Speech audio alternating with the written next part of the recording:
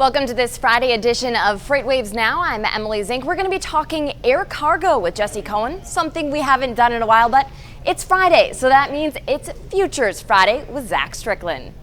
Hey everyone, I'm Zach Strickland. I'm here to talk to you today about futures. So we have pulled up behind us here the chart of the future settlement price here in orange. This is the future settlement price for June because futures are settled at the end of each month. So in June, this is what the expected rate per mile on average will be, excluding fuel and other accessorials. Down here underneath it, way different in this space here, is the actual spot market average price for the nation for the just whatever day this is. So this is the daily rate. And you see that these two lines converge. As they're converging, that means that the market is actually starting to figure out that rates are not going to finish the month of June as high as they expected.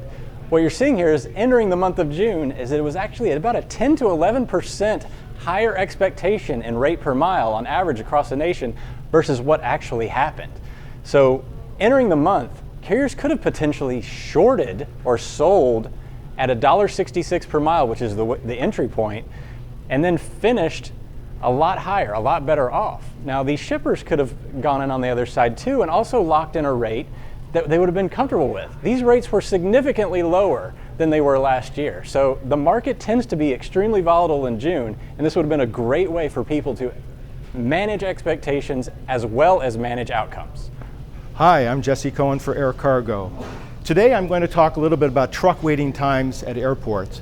And what we've got is a very, very busy screen, but I'm going to make it very simple for all of us. So our blue line here is the average of 20 US airports that we measure each week using geofencing and telematics on the truck. We had the data going back a year, and as you can see from the blue line, it's pretty flat, right now averaging 64 minutes across those 20 airports. Our yellow line and our orange line are Chicago and JFK. So Chicago, those are two airports, by the way, that typically generate a lot of truck waiting time complaints. Right now they're running about 70 to 80 minutes on average, so they're higher than the average. But there are times when, as you can see, for Chicago in particular, it peaks up at well over 100 minutes of waiting time. Our green line is Washington Dulles. That's actually our worst performer right now at 105 minutes, and that, as you can see, is very, very volatile. It's a relatively small airport. We're not sure why we have such a waiting time issue there.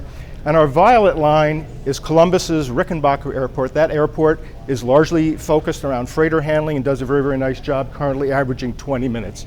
So the real concern we have today, and the point we want to make, is we are seeing very little change overall in waiting times, despite the fact we have lower industry volumes.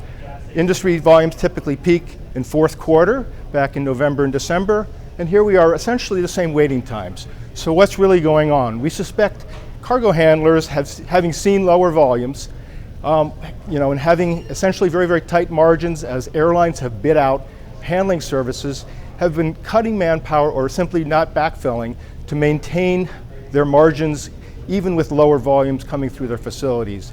So essentially they've maintained the same service level even that was in peak, and they've maintained that here in the off-peak. So the fact that we have a strong US economy has contributed to high staff turnover at these companies, and with cargo handler consolidation, we found it harder to gain efficiencies. So we know line weights can be a very costly issue for truckers, and how do we continue to make progress on this? We at FreightWaves are sharing all of this information as frequently as we can with the industry, with airports. We're sharing it with the air cargo industry, and we're putting it on FreightWaves.com to help improve the awareness and to drive improvement. We're seeing some new technology solutions starting to be implemented at major US airports, which is good news, and European airports have made a lot of progress in this area. We're going to continue to highlight this important area here at FreightWaves and on FreightWaves Now. From futures to air cargo wait time, we covered a lot on this Friday episode of FreightWaves Now. Of course, you're watching on YouTube, so hit that subscribe button. Follow us on Facebook, Twitter, and Instagram. We hope everyone has a great weekend.